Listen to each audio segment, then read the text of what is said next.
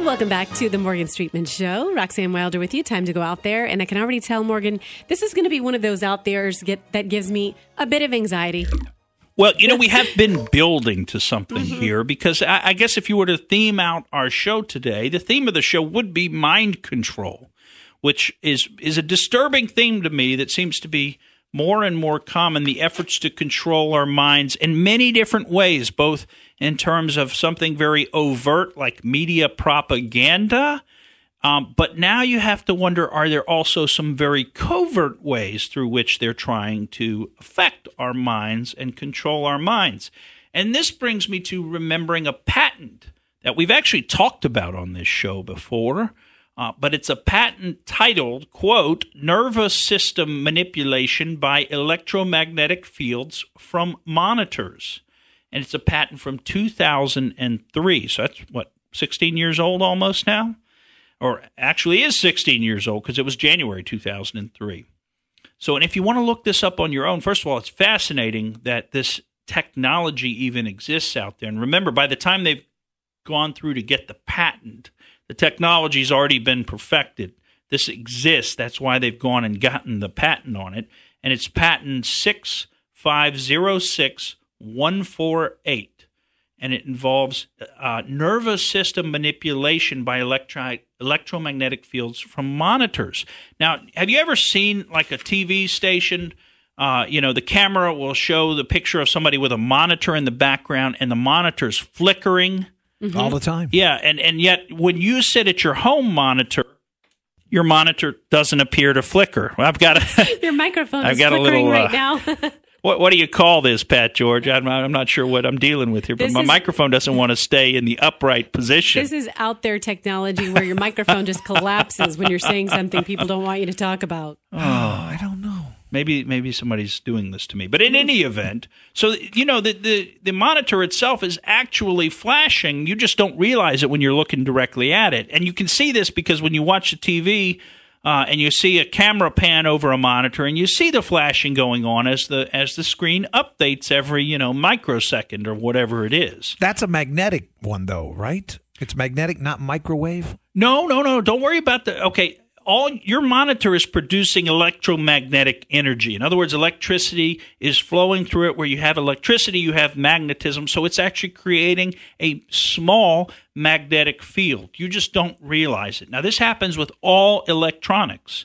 Okay, it's not just your monitor, but your computer, your cell phone, this clock here, this phone. They all produce a small electromagnetic field. Now, what they can do, though, with this technology with the monitors is begin to pulse that field in different ways. So they can change the wavelength and the frequency of the pulses that you receive. And apparently, and this is what the patent gets into, they can cause all kinds of outcomes to you as a person. So they can begin to pulse the screen. And again, you wouldn't even notice this when you're looking at your monitor proper, but they could pulse the screen and make one of the outcomes be that your eyes start to get heavy, like you're getting very sleepy, Pat George. And they can actually get you to close your eyes using this pulsing. Here's another one for you, Pat George. This is a funny one, actually. They can create what's called a loose stool, sudden loose stool. So if you have any idea what a stool is, basically they can make you have to go to the bathroom very urgently. With screens? Yeah, with your monitor screen, just by changing the frequency. And, of course, this is what they could do back in 2003.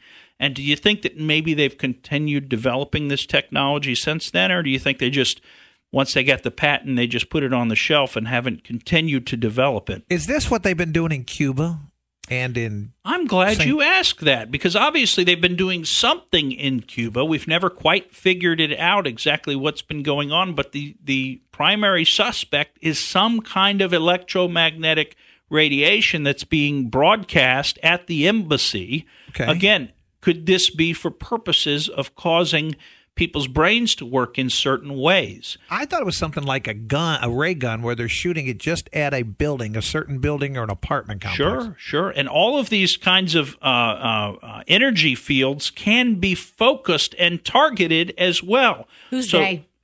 Yeah, well, we don't know, do we? I mean, that's the thing. Is it the Cubans proper, or is it somebody else who set up a base inside of Cuba, which, of course, that happens all the time. In other words, could the Chinese have set up an intelligence operation within Cuba that's not necessarily known or approved by the Cuban government? I mean, it's certainly possible, and I'm not suggesting that's what's going on. So it might come over a cable line or a phone line? No. This would be This you got to think about what's broadcasting to you. So it's all your devices are essentially broadcasting to you. So if we can change the way that they're vibrating, and it's imperceptible to you, okay, these vibrations, the energy that's coming out of them is not perceptible. But if we can affect that and cause it to make changes in your nervous system, not permanent changes, but just little changes, like what if we could make all of a sudden you feel really annoyed and angry and upset about everything, kind of like everybody's walking around feeling nowadays. Isn't that probably what a lot of video games do to people who use video games all the time? Right. Aren't they kind of broadcasting this negative electromagnetic radiation to you that, could be really affecting you?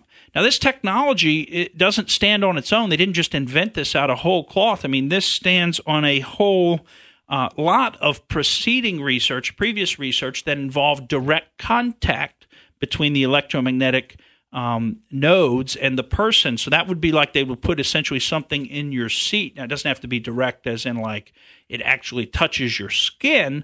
It just has to be something that you're contacting as opposed to something that's away from you like the monitor. But yeah, they've got patents, back into the late 90s, the method and apparatus for manipulating nervous systems. Thermal excitation of sensory resonances. I'm just reading you the titles of the patents now. Manipulation of nervous systems by electric field. Magnetic excitation of sensory resonances.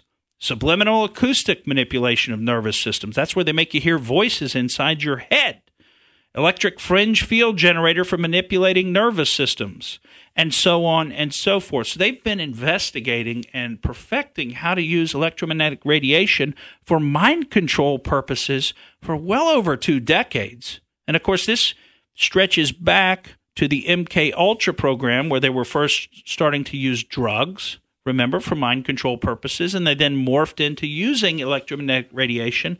And that in the early 80s was apparently already well developed where they had the helmet. Remember, we've talked about the helmet they could put on you before and essentially hypnotize you using electromagnetic radiation coming from the helmet. I have a solution to all of this. Uh-oh, I got an idea for it. Oh, I love it. We need to go back to carbon paper. Typewriters and not even fax machines. We need to go back to carrier pigeons. Carrier pigeons are electromagnetic radiation free, folks. And there's no mind control that can occur through the carrier pigeons.